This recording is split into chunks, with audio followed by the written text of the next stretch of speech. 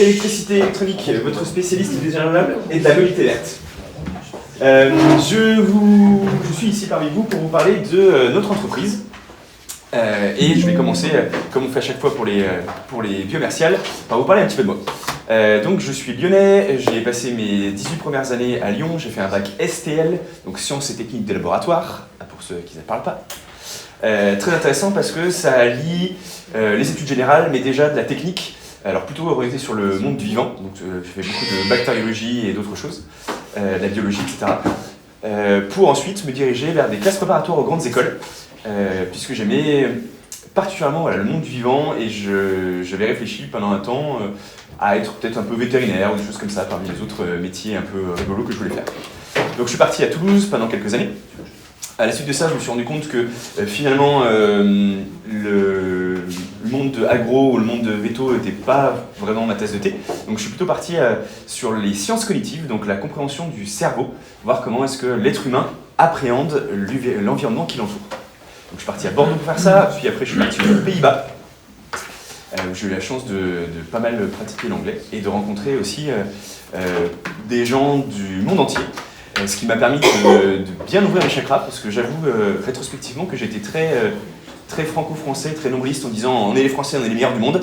Et en fait ça a bien permis de remettre un peu les choses à place en se disant on fait vachement bien ailleurs. Et du coup de prendre un peu de recul sur tout ça et de se dire ok, je vais reconsidérer un peu les choses, être un peu plus humble. Voilà, ce qui m'a beaucoup apporté. En parallèle de ça, j'avais à Bordeaux commencé le Kung Fu.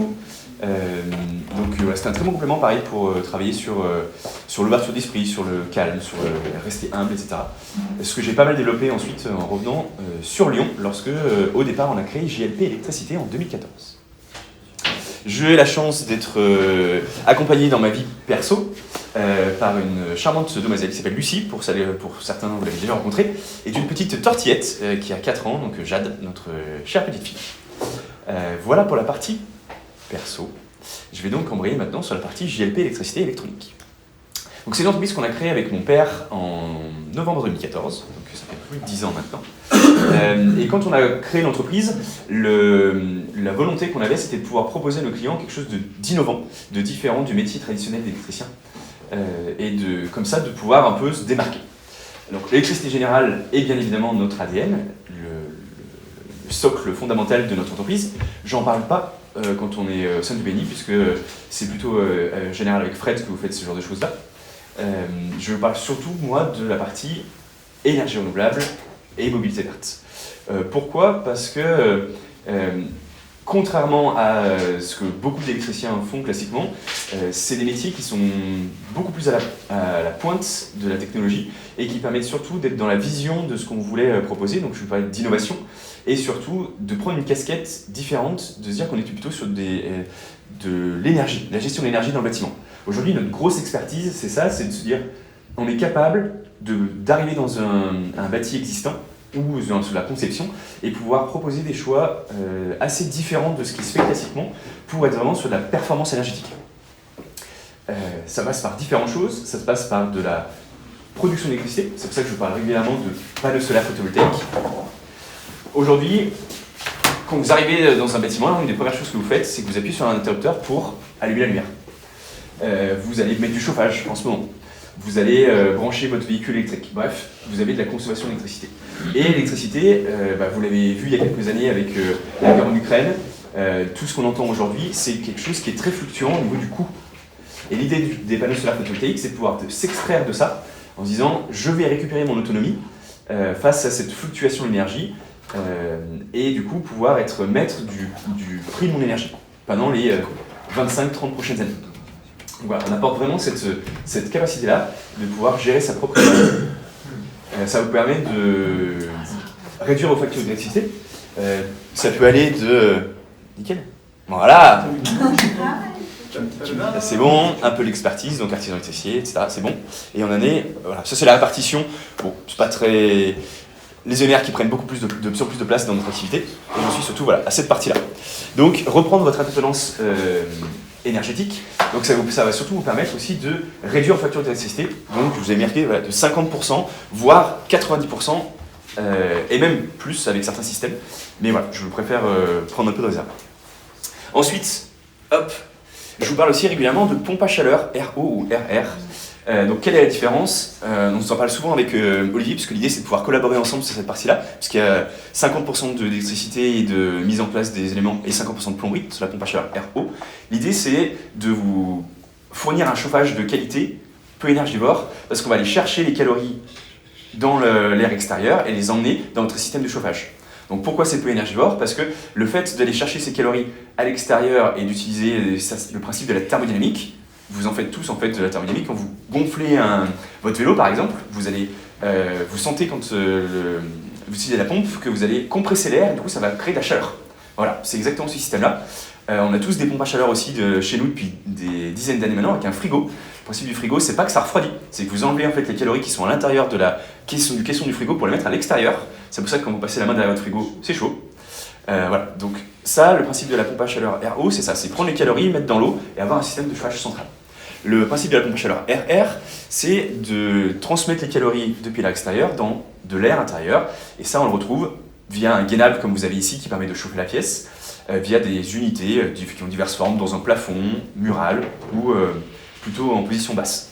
Le gros avantage de ce système-là par rapport à des systèmes fuel ou gaz anciens, c'est qu'on est pareil sur une notion de transformation d'énergie qui est beaucoup plus efficace, beaucoup plus efficiente et du coup moins coûteuse. En plus de ça, vous produisez votre propre énergie avec vos panneaux solaires, donc ça a beaucoup plus de sens d'avoir une électricité qui soit électrique. Ensuite, un autre système sur lequel on travaille beaucoup en ce moment, qui pour moi est clairement en train de devenir un peu la clé de voûte de ce qu'on veut développer au niveau de la performance énergétique, c'est la ventilation de double flux thermodynamique. Donc qu'est-ce qui se cache derrière ces mots un peu barbares? Donc ventilation de double flux, vous avez tous entendu parler de ventilation, parce qu'on est des bâtiments aujourd'hui qui sont de plus en plus étanches, donc dans lesquels l'humidité reste. Avec nous là, on crée une quantité d'humidité extraordinaire en parlant, en transpirant, etc. Donc si jamais vous avez un bâtiment qui est très étanche, vous avez un tupperware dans lequel vous avez de la vapeur qui commence à s'accumuler, et vous faites moisir votre bien. Donc l'idée c'est de ventiler. Sauf que les méthodes classiques de ventilation, c'est de la simple flux. Vous faites rentrer de l'air extérieur et vous extrayez de l'air à l'intérieur. Vous comprenez bien qu'en ce moment, quand il fait -7 dehors, vous faites rentrer de l'air à -7, vous vous êtes enquiquiné à chauffer de l'air intérieur que vous faites partir pour chauffer les oiseaux. Ça n'a pas un grand intérêt, si ce n'est que c'est pas cher. Donc nous, on travaille plutôt sur un système de double flux, où quand vous allez faire rentrer l'air intérieur et extraire l'air de votre maison, ils vont se croiser, échanger leurs calories, et donc du coup, vous allez faire rentrer de l'air qui finalement est à 17 degrés quand il fait des températures négatives derrière. 17 degrés. Et en plus de ça, il y a des petits malins qui ont été vachement intelligents, qui ont greffé un système de pompe à chaleur RR dessus, donc pour magnifier cet échange de calories. C'est-à-dire qu'au lieu d'avoir simplement cette transition avec cet air qui passe, on arrive vraiment à faire du chauffage. C'est-à-dire que vous pouvez arrêter d'avoir une pompe à chaleur indépendante ou une chaudière ou quoi que ce soit, vous n'avez plus que votre ventilation de double flux qui fait du chaud, et même en été, puisque c'est une pompe à chaleur réversible, du froid. Tout ça avec une seule machine. Donc le grand avantage de ce système, c'est que c'est beaucoup plus compact, sur de la maison qui avec des bonnes performances qui permettent de le système, ça fait des réductions de coûts, puisque du coup vous n'avez pas besoin d'avoir et une pompe à chaleur et une VMC double flux. Et en termes d'entretien aussi, c'est beaucoup plus simple, puisque on a une machine avec juste des filtres à remplacer, un peu de change. Ok. Hop, bien évidemment, le chaînon manquant, la borne de recharge pour véhicule électrique. Je vous en parle souvent. Aujourd'hui, une des grosses problématiques qu'on a, c'est la flexibilité de l'énergie. C'est-à-dire que quand on est en entreprise, qu'on a des panneaux solaires, on produit l'énergie qu'on utilise tout de suite. Par contre, quand on est chez soi, on produit souvent de l'énergie quand on n'est pas là. Donc, il faut pouvoir la stocker. Et parmi les choses que je trouve très intéressantes et qui sont en train de se développer enfin, c'est le véhicule électrique. Puisque, notamment le week-end, vous allez pouvoir charger votre véhicule électrique.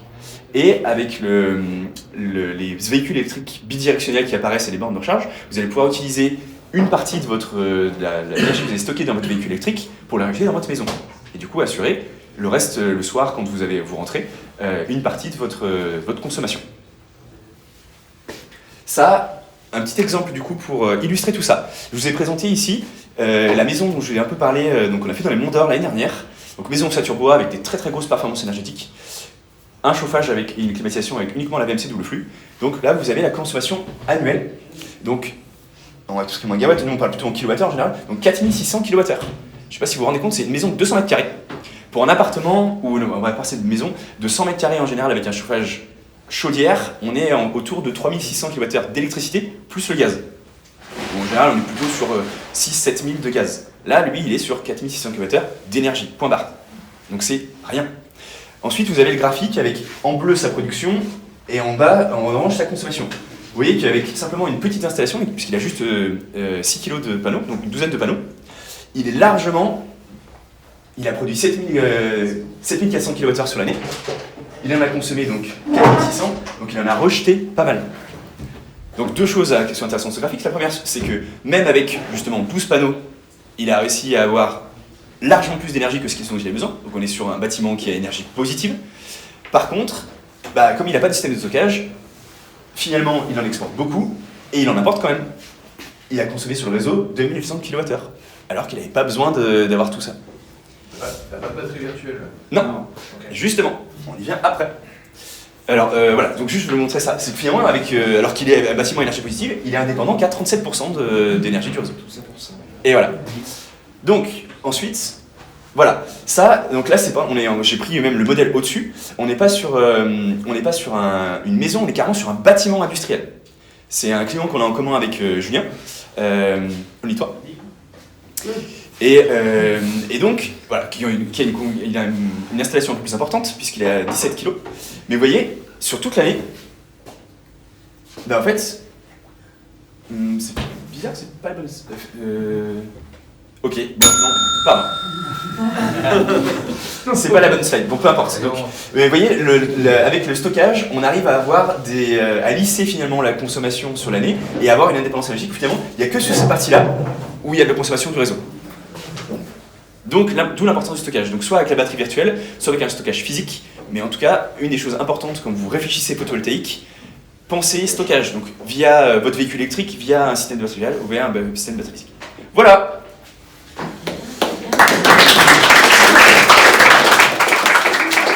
Excuse-moi, j'ai pas compris. Via le stockage, via une borne ou via une batterie virtuelle ou une batterie physique. La batterie virtuelle, c'est purement un jeu de crédit d'électrons. Tu renvoies sur le réseau, il y a l'opérateur qui calcule les électrons que tu as envoyés et qui peut te les renvoyer le soir, les déduire de ta facture le soir. Ou bien vraiment quelque chose, une batterie qu'on pose quelque part qui vient stocker l'énergie. Voilà. Qu'est-ce que je peux vous apporter d'autre comme élément? Oui, Olivier. Bon, t'as pas la boule de cristal, mais le coût de l'énergie électrique, est-ce qu'il va passer comme en Allemagne? Alors, France? Il y a des gros sujets. Pour l'instant, clairement, personne n'en parle, parce qu'il y a beaucoup de sujets, etc. Mais de ce que nous, on voit dans notre secteur d'activité, puisqu'on fouille du coup, oui, il va y avoir une augmentation au mois de janvier, normalement. Oui, dans un premier temps, mais je veux dire, à 2-3 ans, est-ce qu'on va doubler comme en Allemagne Alors doubler, je ne pense pas, parce que ça ferait un tollé monstrueux en France et le gouvernement bloquera toujours. Mais il faut forcément le faire, parce que... Donc déjà, il y a toutes les problématiques d'acheminement de l'énergie, mais il y a surtout un problème dont on ne parle jamais, c'est le réseau. C'est-à-dire qu'on a un réseau qui est de plus en plus vieillissant, qui, comme je disais tout à l'heure, n'est pas du tout flexible, alors qu'on est dans des dynamiques où on a besoin d'avoir un réseau de plus en plus flexible, donc il faut faire des gros investissements. Donc à un moment donné, il va bien falloir que ces investissements soient payés. Donc on ne nous en parle pas, mais oui, c'est évident qu'on va prendre des grosses augmentations dans les années à venir. Quand? Non, ok, merci. Moi j'ai une petite question. Est-ce qu'il y a des pistes d'optimisation pour des gens qui ont juste un appartement et pas une maison sur les énergies renouvelables? C'est un peu compliqué de proposer des solutions sur un appart, c'est un peu limité. Sur un appartement, c'est vite limité parce qu'il y a problématique 1, copropriété, donc on n'est pas libre de faire ce qu'on veut. Problématique 2, tout ce dont j'ai parlé, c'est travailler sur l'enveloppe du bâtiment, travailler sur l'énergie qu'on apporte dans le bâtiment. L'enveloppe du bâtiment, c'est possible avec l'isolation par l'extérieur, mais ça se vote avec la copropriété, ou de l'isolation thermique par l'intérieur. Ça a des contraintes. Et après, la gestion de l'énergie, ce qui est le plus énergivore aujourd'hui, c'est le système de chauffage et l'eau chaude. Donc ça, l'eau chaude, c'est possible. Aujourd'hui, on pourra en discuter avec Olivier. Il y a des systèmes d'eau chaude sanitaire qui sont peu énergivores, parce qu'on peut les rendre un peu intelligents. Et après, c'est le chauffage. Donc si vous êtes sur du chauffage collectif, malheureusement, que à l'échelle de la propriété. Sinon, essayez de trouver des moyens pour faire des systèmes de pompe à chaleur ou de la VMC double flux thermodynamique, justement. On va le faire normalement l'année prochaine sur un projet sur Bellecour, justement où on a des grosses contraintes de pas de groupe extérieur, avec un bâtiment où l'isolation thermique par l'intérieur va être faite. Donc voilà, ça a du sens. Pour le sujet du décret tertiaire. Oui. Est-ce que l'apport de ce que tu as proposé réduit de manière très significative la consommation d'énergie, puisqu'on a un objectif à 2030 de 40%, qui est énorme, hein, de la première consultation qu'on a faite. Le gars, il dit bah, j'arrive pas à 40%, j'arrive qu'à 25%. Il n'était pas spécialisé dans la partie électricité, mais en tout cas, tous ces sujets, isolation par l'extérieur, ça c'était des pistes. Il manquait effectivement après tout ce que tu décris là. Ça peut faire gagner combien de pourcents? Tu as déjà commencé à étudier cet aspect-là? Alors, très honnêtement, non, parce que j'ai pas eu l'occasion de le faire. On en a pas mal parlé avec un de mes clients qui est hôtelier. En fait, il faut que je lise exactement le texte pour voir comment c'est présenté, parce que finalement, potentiellement, j'ai envie de te dire oui, puisqu'on va produire énormément d'énergie. Donc cette énergie, finalement, c'est de l'économie que tu prends pas sur le réseau. Donc c'est à ce moment-là, il faut voir comment ça est écrit dans le texte, plus les véhicules électriques. Voilà. Donc ça fait partie des choses dans la to-do list. Ça marche, merci. On est tout bon? Ouais. Vous avez vu sur une des slides un peu un avatar qui me ressemble en général. Kung Fu Panda. Oui, comment il s'appelle? Po. Ah, putain, Bravo Nico!